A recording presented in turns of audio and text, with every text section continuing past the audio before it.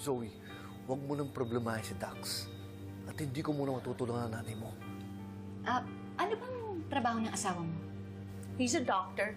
Doktor? Oh, Carlos! Pareho pala kayong doktor ng asawa ni Irene. Nasaan yung asawa mo? Nandito. Nandito yung asawa ko. Nandito? I mean, nandito sa Pilipinas.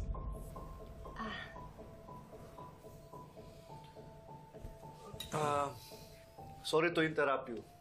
Annalyn, maayos yung kwarto mo. So, pwede ka nang bumalik dito anytime. Gusto mo tingnan natin? Sige po, Dok. Salamat po, Tara. O, teka. Wait. Sasabay na rin ako. Meron din akong ka-meeting ngayon eh. So, baka malate din ako. So, I'll go ahead. Thank you for lunch. It was so delicious. Lynette, Annalyn. Tito Michael, samahan ko na po kayo. Hatid ko na po kayo. Sige. Michael, baka gustong sumabay na sa'yo ni Irene. Kakarating lang niya, baka may jet lag pa. No. I think mas maganda na magstay ako dito with Lynette. Tulungan ko na lang siyang magligpit.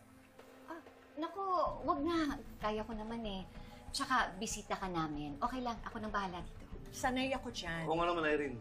Bisita ka namin. No, it's okay, Carlos. Gusto ko rin makasama si Lynette. Kaanggang kasi talaga ng loob ko sa'yo. Parang ang dami nating pwedeng pagkwentuhan. Parang tayong BFFs. Sige, Carlos, ako nang bahala kay Irene. Michael, ingat ka ha. We'll go ahead. Thank you. Nice to meet you, Irene. My pleasure. Yes. Samahan ko lang po sa Tito Carlos. Carlos, tama ka. Ingat, pare. Thank you. Lynette, salamat. Ingat.